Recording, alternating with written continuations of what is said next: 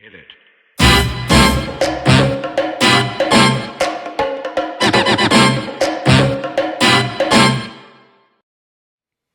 Good afternoon. This is Michael VanDervort, and I'm here with my co-host, Phil Wilson. This is the Left of Boom show. We help businesses thrive and become exceptional workplaces. We're your go-to space for transforming businesses into extraordinary, thriving workplaces. We're here to empower leaders and HR professionals with actionable insights, advice, and stories from top leadership, labor relations, and labor law experts. Today, we're going to focus on a number of different topics, and it will be all over the map, as is our guest. We're going to talk about improv, chicken dancing, burnout, self love, and selfless leadership. And hopefully, at the end of the show, we'll get some good comedy recommendations as well. So, with that kind of unique intro, I'd like to welcome Erin Diehl, our guest. Erin, welcome to the Left the Boom show. How are you doing today? Thank you for having me. I'm stoked. I'm pumped to be here. Let's go all over the place. Let's do some comedy. Let's make it happen for everybody. We're gonna. So Erin, who also is known as Erin Big Deal, is a business improv edutainer, Failfluencer, and professional Zoombie. I have no idea. I guess that's Zoom calls all day long, right? And through a series of unrelated dares, Erin created a company called Improve It, which is a unique professional development company that pushes others to laugh, learn, play, and grow. And she claims that one of her greatest feats in her career is that she's encouraged more than 30,000 professionals to do the chicken dance. So I think the number is actually much higher now than 30,000, but I'll let you clear that up. Anyway, welcome to Left the Boom. Thank you. Erin, I don't know if you know this about Tulsa, Oklahoma, but we literally have one of the largest Oktoberfests, which Michael just got to experience for the first time. He flew home one night and could not find an Uber back to his apartment, which is down on the river where they have the Oktoberfest, Right. because Oktoberfest was going on. So there is a crap ton of chicken dancing that happens in Tulsa in October. Okay, I, go ahead. go ahead. Well, I I was was just just going going to to say say, I could see Oktoberfest across the river, beckoning me with lights and music, but I couldn't get over there because there were no rides. So anyway, yeah. okay, next October, the Improve It team is coming down. Okay, All or right. across, I should say. We're coming across. So just how did I not know that? First Oh, of all, it's disappointed in it's ridiculously large. So yeah, come on down. We will host the team. Let's Yeah. do it. Okay. We'd love Improvement's to do there. it. I'm there. Start warming up the All chicken right. dance. Right. So to open up some questions, Aaron, for you, um, who one of the first ones is tell us about someone that believed in you and your improv career early on, and how did they inspire you to become who you are today? Because you've had a lot of growth in your career, and the new book, which we're going to talk about in a minute, is all about that kind of stuff. So, who are some of your inspirations? Yes, and thank you for that. I actually write about this person in the book because she is so influential to me. Her name is Jen D'Angelo. She was my boss before I left my recruiting firm to go start Improve It. And she just saw me for the person that I was. She didn't try to change me. She loved that I was quirky. That actually inspired her to make me a business development associate because she thought this will actually help us get clients. This girl will do anything to get in front of people. And she was right. And it just turned into this amazing relationship where she believed in me so much that I wanted to show up for her every single day. To be completely honest, I didn't love the job that I did, but I stayed in it for 5 years because I loved Jen and she believed not only in who I was as a person, but who I was as an employee and then who I was outside of work. She came to so many of my shows in Chicago when I was performing. And then when I told her about this idea to start Improve It, one of our clients at our recruiting firm was United Airlines. And she said, you should pilot, pun intended, your program with their TA team. And we talked to our client who we were very close with. And my very first workshop, because of Jen, was with United Airlines. And so they were also the first company who paid Improve It for the very first time when we launched. And because of Jen, I have used her own example of leadership to lead my team. I feel that she showed me how to lead authentically, how to lead selflessly, how to lead with heart and see the human being, not the human doing. And to this day, she is still my biggest cheerleader, and I am still her biggest cheerleader because of the way she led me and believed in me so much. Yeah, this is a big theme of my next book on the hero assumption, but this whole idea of, we need those people who believe in us, maybe even more than we believe in ourselves, right? Or Yeah. like they see the like three or four steps ahead of like where we are, and like making a big move like that, like that's a that's a big deal and hard to do, and lots and lots and lots of people just talk themselves out of doing it, right? Yeah. That it's too hard. I'm not sure it'll work. And you kind of need that person who's like, what are you doing? Like and a lot of times those are tough conversations. It can be like I love that whole like fail forward, but like you're what are you doing? You're failing by not at least trying this. Hmm. Yeah. Yeah. And I'm not gonna lie, she actually instilled such a strong conviction and belief in who I was as a human being that I almost felt invincible. And I think that naivete is what got me through the first few years of entrepreneurship. Ignorance can be bliss sometimes. Yeah. But she helped me understand how to create relationships, how to overcome setbacks because I was in a sales role with her. I heard no 20 Yeah. times a day and I heard yes once a week. And that failing forward, that lesson in let's celebrate the wins and really celebrate those wins and let the losses be part of the lesson stuck with me from day one after being under her leadership. And I'm so grateful for her leadership because it's inspired me and how I want to show up for my team. Yeah. When you're in sales, it's like, I know you're a big fan of yes and, but when in sales, it's like no and, right? Yeah. Yeah. It's like, it's so I actually have a thing. We have a sales workshop, and the thesis statement is no plus maybe equals yes. And so it's you'll hear no first, but if Hmm. you can turn that into a maybe Right. just by creating a relationship, the Yeah. yes will follow at So some you're point. saying there's a chance. Yes, that's it. I love that movie. Yes.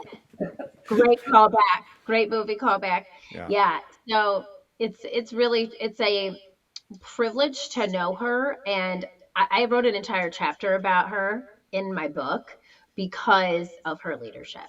That's cool. Very cool. Tell us. Let's pivot to you, and so tell us what's important to know about Erin Diehl and your company. Improve it.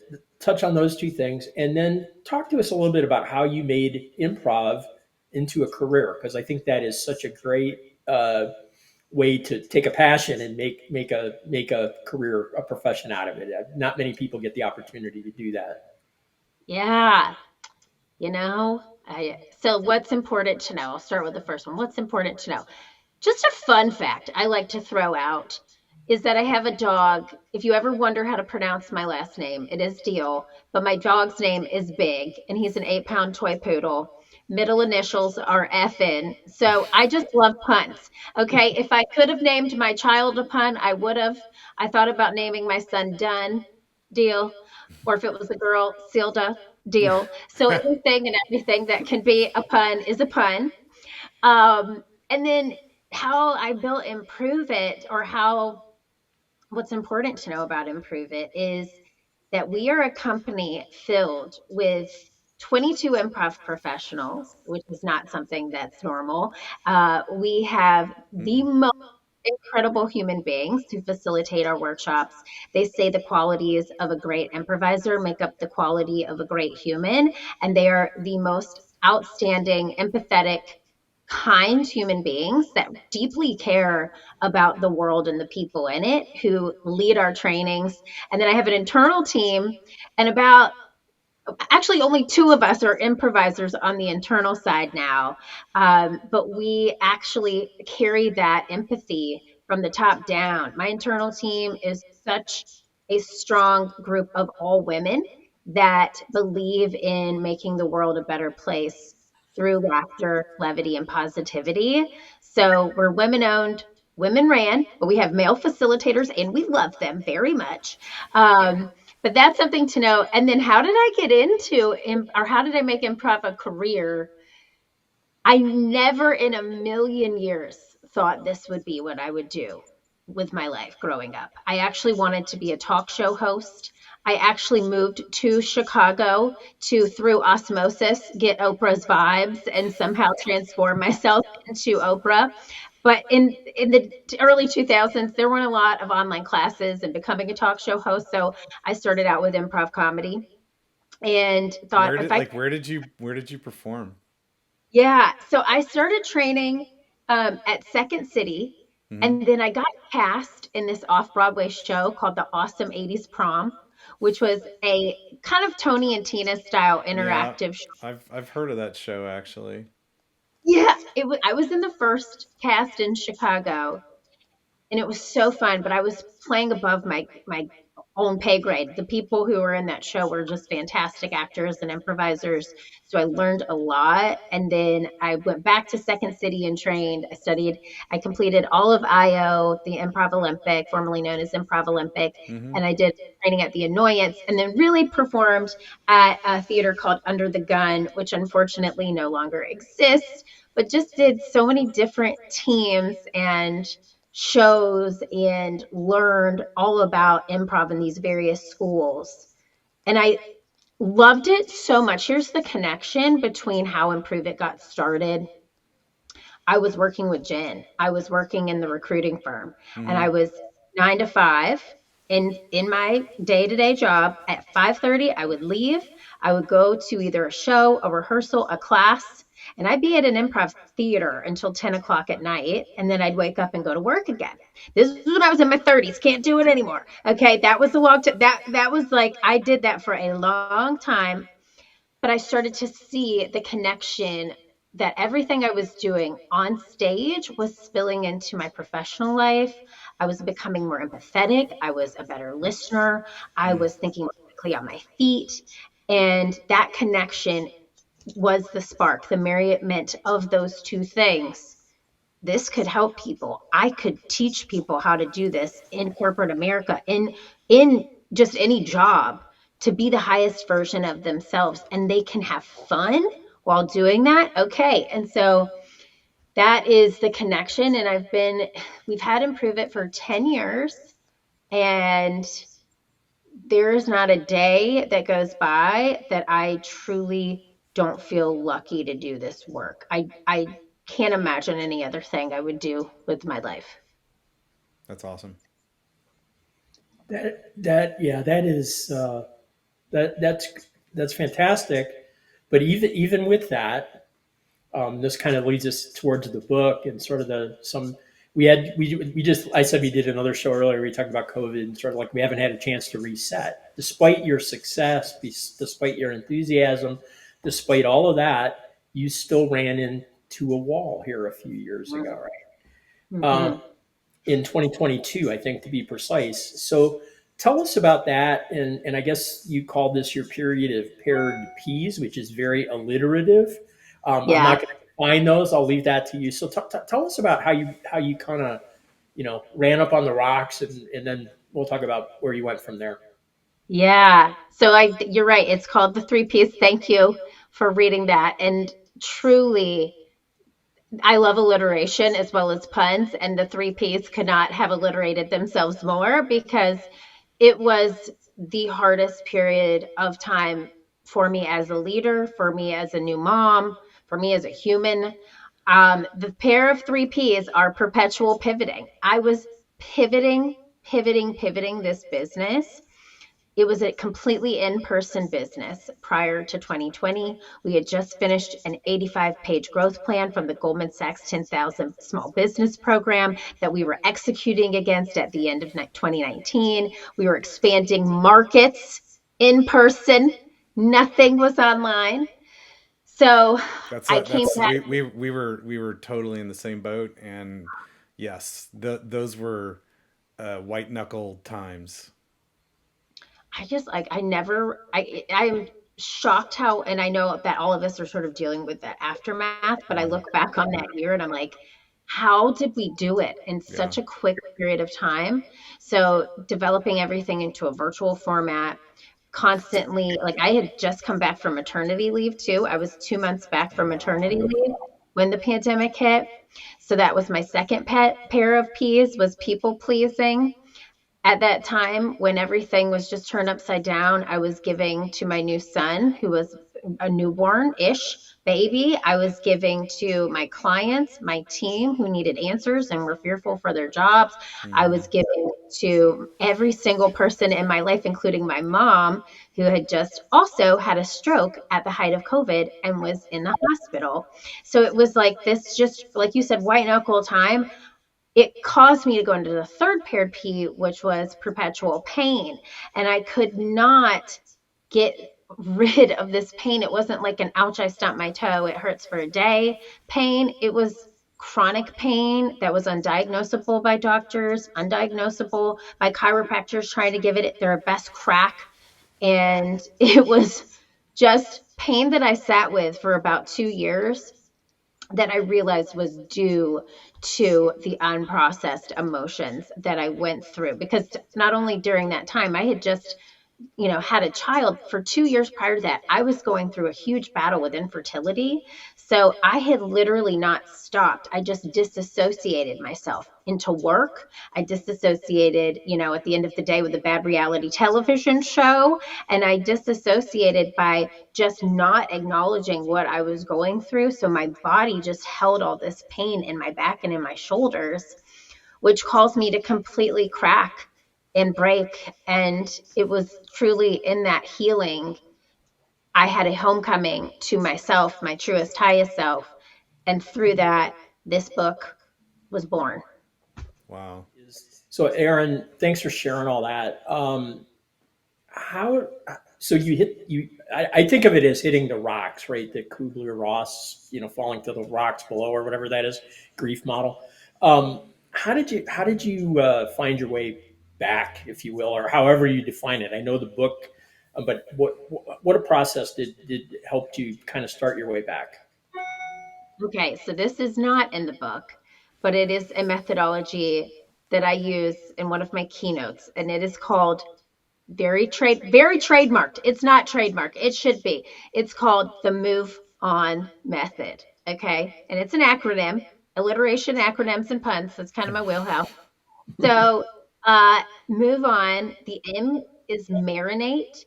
So I allowed myself to really sit in that suck for a long period of time and really process the feelings and the emotions that I went through. And I always say marinating is not a steak. It does not happen overnight. It could take days, it could take weeks, it could take months. So once I allowed myself to feel, of course, there were a lot of emotions that came up. I moved on to the O, which is to own it. And then the most important part of taking ownership of that is forgiving yourself. So I forgave myself for the parts of me that I felt led me to that point. And then the V is verifying the lessons that I learned. So I put together a list of what did I learn from this? Yes, there's a ton of failure in here, but what can I take away? And then the E is evaluate next steps. So I put together an action plan for how I was going to move forward. The O of move on is the where you reprocess what you just processed. And then the N is the next failure, because I call myself a failfluencer. We're always going to have another failure. There's going to be a failure day after day after day. It's a part of life.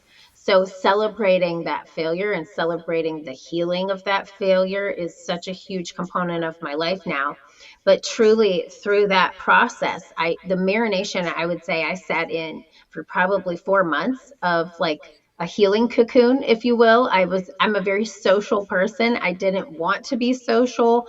I was sad. I was journaling and working with a therapist and meditating and trying to get myself back to myself. And that was the longest part of that method. That was the catalyst for the change for the rest of it. But it took a lot of time. And to be honest, I'm going to give myself credit. It took a lot of courage, because a lot of times we don't want to go through those hard feelings to know why is the root of my disassociation happening? Why am I disassociating? Why am I afraid to not look this in the eye? And it got down to a lot of really real things that, have been patterns in my life that I have now, halfway through my life, disrupted and changed. And it was a lot of aha moments for me that led me to the healing. And I will tell you, my back pain is now gone. It is not from a doctor. It is not from a surgery. It's from that. Nice. It's hard to do that work too. It's so hard to do that work.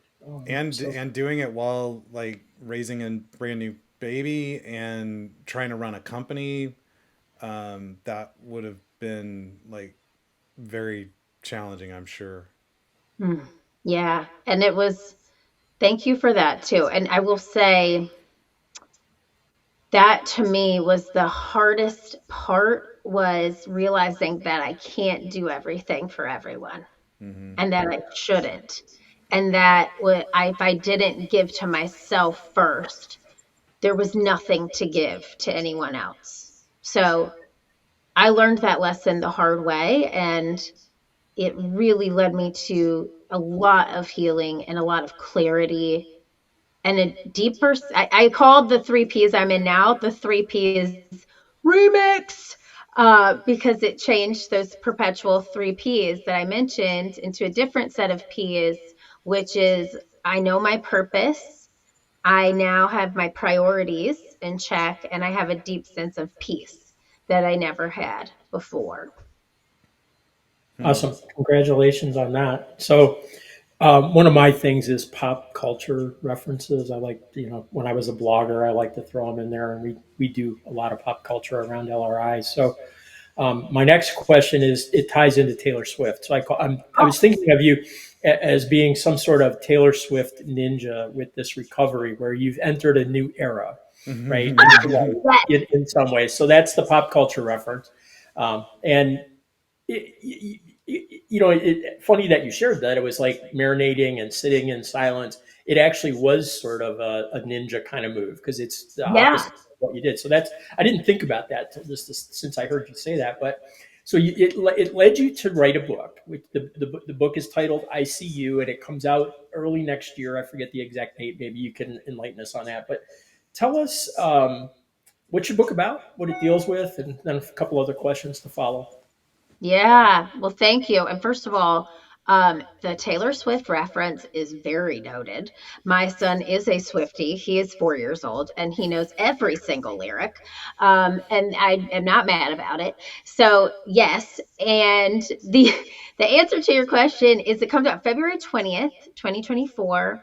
You can get it on pre-order, and I will tell you, this is also shocking. Through pre-orders, we have already hit Amazon bestseller status, which is nuts. Congrats. And thank you. I'm shocked, yet also like I felt very called to write this book, and I want to share that story with you because it leads to what it is about.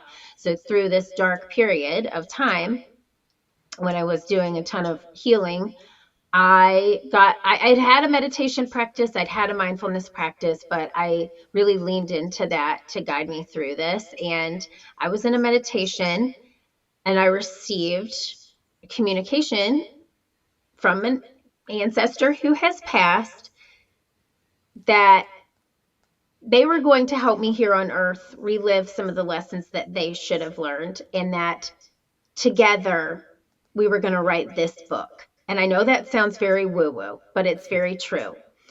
And I tell you this because I never knew, I always knew like there was a book inside of me, but I never knew what that book would be about.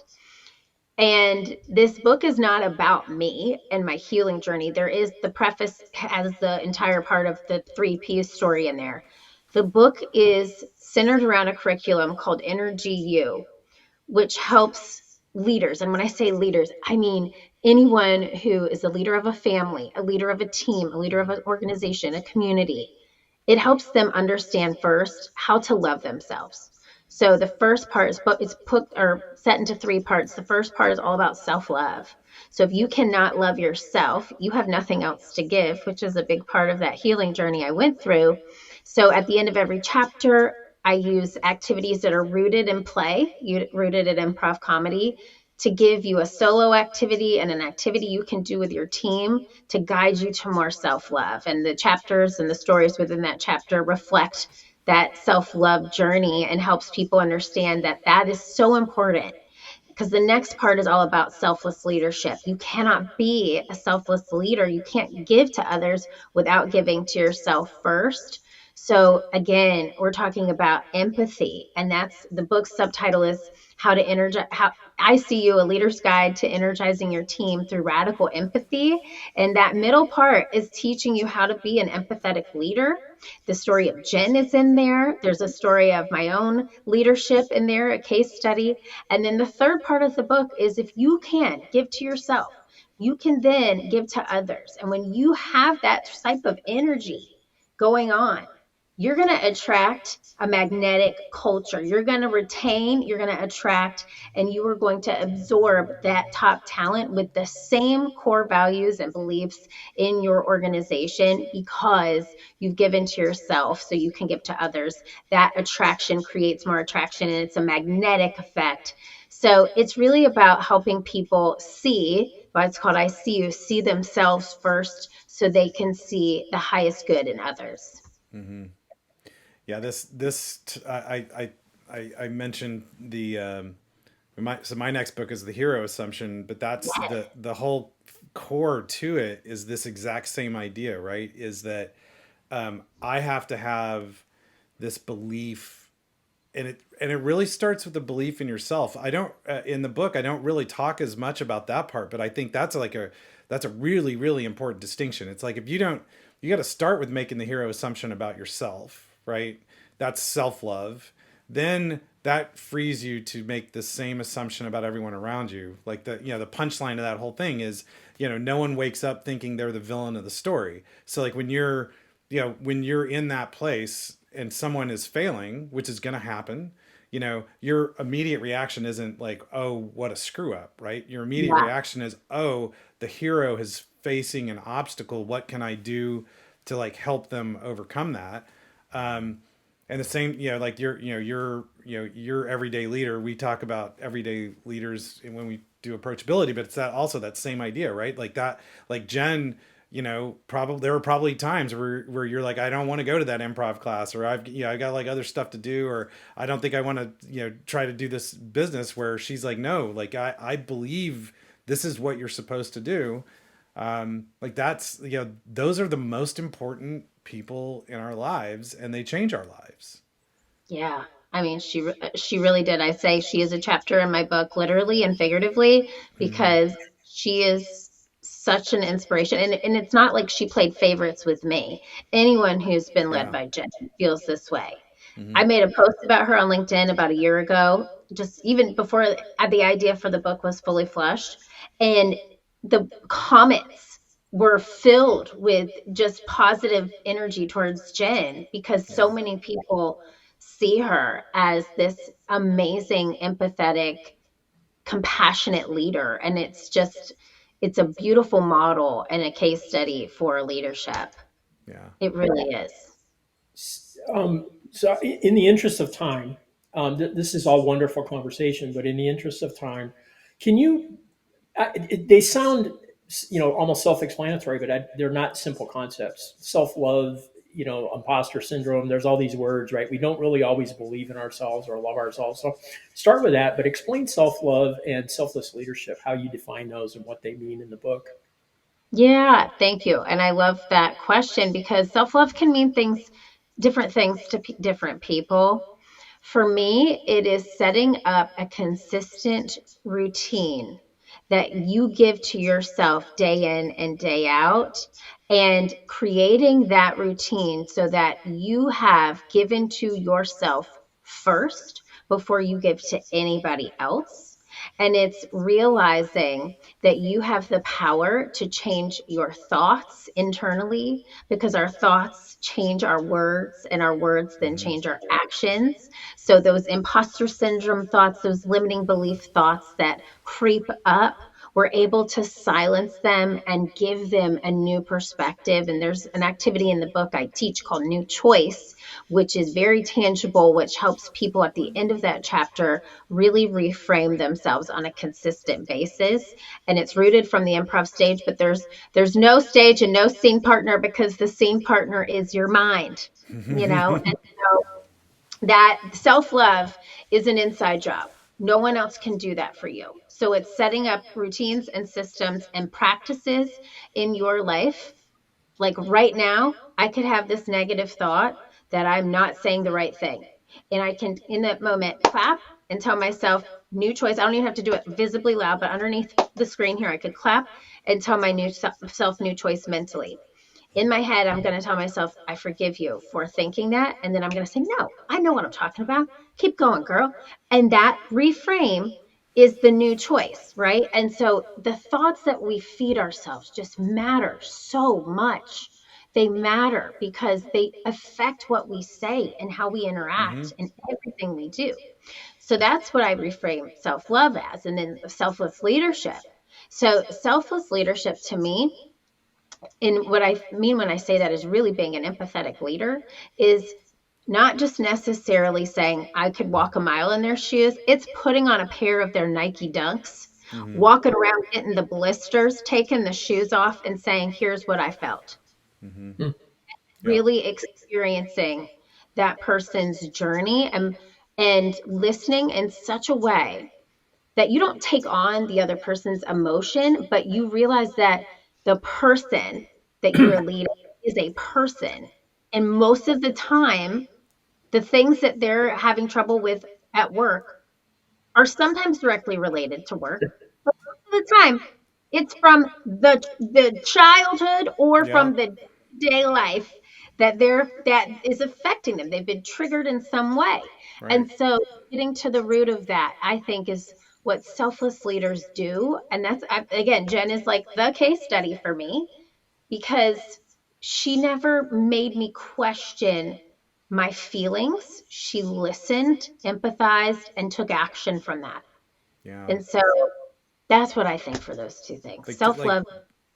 two quick distinctions that came out. So that whole self-love thing, the other thing that happens there, right, is like the ripples, like you're the stone that gets dropped into the middle of the pond, but like the way you talk to yourself impacts the way you talk to everyone around you, and the way you behave around everyone around you, and then that changes the world, especially when you're the leader and people are looking up to you. Like that changes the culture, that changes Yes. the way people believe in themselves. Like all of those things happen when you make that change, that clap for yourself, right? And then the second distinction, was this other. We talk a lot about this idea of power distance, but so where every power relationship that you're in your whole life, and that's family, that's community, that's at work. Some people have a wide power distance and some people have like a narrow power distance, and the key to shrinking that gap is empathy and listening and really trying to understand what is the other person going through, and can you describe to them maybe even better than they can describe for themselves, like here's what I am feeling, here's what I'm observing and seeing, in a way to where they feel understood. You don't have to even fix it, right? Like that's not necessarily your role, but just like, can I prove to you that I understand, and and explain to you like this is what I'm feeling, with you. I think is like two really important things that you said there. This book is gonna kill it. I mean, it already is, I guess. No one's even read it, and it's like a No one's read bestseller. it. Yeah. So. And I know you probably have a question, Michael. Can I add one thing? Can I add Yeah, one yeah, thing? go ahead. Because I love that. And I just saw this amazing post about this very thing. And I think leading empathetically also means leading not just with transparency, but with vulnerability. So Mm-hmm. being a transparent leader is really, here's what's going on behind the scenes. Here's lifting the veil. But Mm-hmm. the vulnerable part is lifting the veil and then saying, here's how I feel about it. And here's why it's affecting me. Yeah. And that itself can start a whole different conversation. And I think I fall into that trap too as a leader. I definitely have had times where I will be transparent but not vulnerable. And the conversation will always be productive if you go to the vulnerable place first. Mm-hmm. Yeah. Last couple things related to concepts from the book. And I love that you do these formulas. The self-love plus selfless leadership equals magnetic culture. Tell us about that. Yeah. That's funny you say that because that's how all of our workshops are built. We always have X plus Y equals Z. And I just thought that was the way that the book should go because that's the way I'm used to creating content. And it's just a formula that in my mind makes so much sense because you can't give to somebody else without loving yourself first. There's just nothing to give. And that is so I have a friend right now who is a mom. She works, she's, always doing the most for everyone, but she's giving nothing to herself. And I know she has nothing left to give to me. And I know that because I see how she interacts with her life, and there's no love for herself there. So there is nothing to give to me. So this not only affects leaders, it affects people, humans doing their day to day lives. So if you don't have any love inside of you, you cannot give to other people in a way that is meaningful. And if you do have self love, you can do that. You can be a selfless leader. And when you have selfless leaders, it's just like the Jen scenario. People flock to Jen because Mm-hmm. she's magnetic, because she allows them almost to be a mirror. She holds up a mirror to who they are as human beings and says, this is how awesome you are. And they're Yeah. like, boom, I want to stick to you. And that's exactly what I did. I stuck to her for 5 years until Yeah. I She had to said, run you off. You're like you yeah, said. yeah. And I started my own business. And she was the one, she realized she was losing me. And she's like, okay, can you just give me 3 more months? Give me 3 more months. And I did it. And, she created the monster, I told her, but she also believed in me so much that I don't know I don't know this for sure, but I have a strong conviction that it was her belief in her holding up that mirror to me that made me see how awesome I could be at running Mm-hmm. a business. Yeah. That's really cool. Last couple things. Radical empathy sounds it's like radical candor, which is another whole school. It Yeah. sounds tough, right? So how can leaders, and especially like those frontline leaders, how do they bring these lessons that you learned the hard way? How can they bring them into their practice and put them to work? Besides buying your book and going to your Yeah. workshop, obviously I'll those give things. you, yeah. Well, first of all, Radical Candor is an awesome book. I love Kim Scott. I've had her on my podcast twice. She is amazing. I was like begging her to endorse the front cover of my book, but she is very busy, so she did not. However, the radical piece is in the subtitle of the book for a very specific reason because true leadership has to be just the utmost form of empathy in order to manage energy. Here's the other thing. This book is deeply rooted in this curriculum I call Energy U. I truly believe we are not managing people, we are managing and leading energy.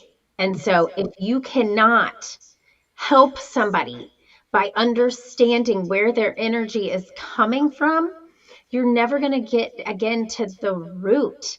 It's like you have to, it's like a tree. You have to be firmly rooted in the ground in order to give to others. And so understanding where that human being is coming from at their root is the radical piece. Like it's like not just like, oh, I understand you're having a bad day, you're going through a breakup. It's I went through a breakup too, and I understand how hard this is for you.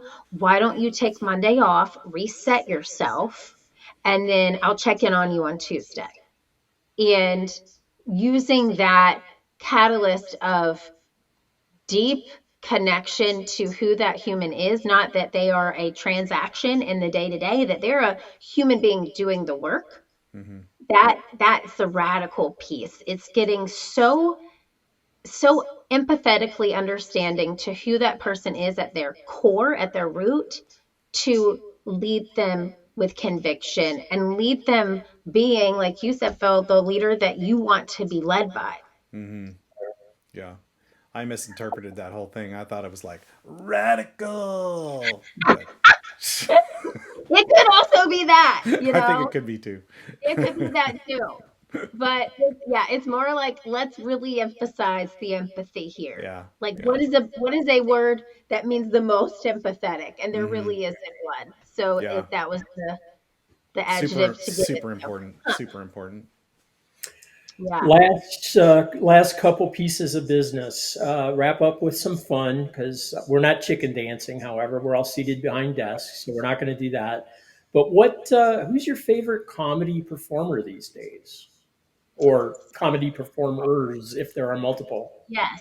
Okay, so if I had to choose, there's two types, you can do a comedian, a stand-up, which Heather McMahon is my absolute favorite comedian right now. She started on Instagram and then she grew this amazing following and now she has two Netflix specials and she is so funny. She's from Atlanta and she just lives her life boldly and authentically and I just adore her and she's also a super empathetic human, very Hmm. giving, very compassionate. And then on the comedy side, on the improv sketch side, there is have you ever seen this show, The Righteous Gemstones on Oh HBO? god, yeah, I love that show. Yes. Okay. So Edie Patterson, the sister in the Yeah. movie, or in the Uh, show, I can't remember her name right yeah. now. But Edie Patterson is the actress, and I was out in LA in 2017 and I went to the Groundlings, a great sketch Mm. comedy improv place. And she was a performer. This is before the Righteous Gemstones. And I literally got her name off of the wall and I said, I'm going to follow her on Instagram because Yeah. she's going to be famous. She is the funniest person I've ever seen. Uh, And to this day, like she lives here where I live in Charleston, South Carolina, because that's where the show is filmed.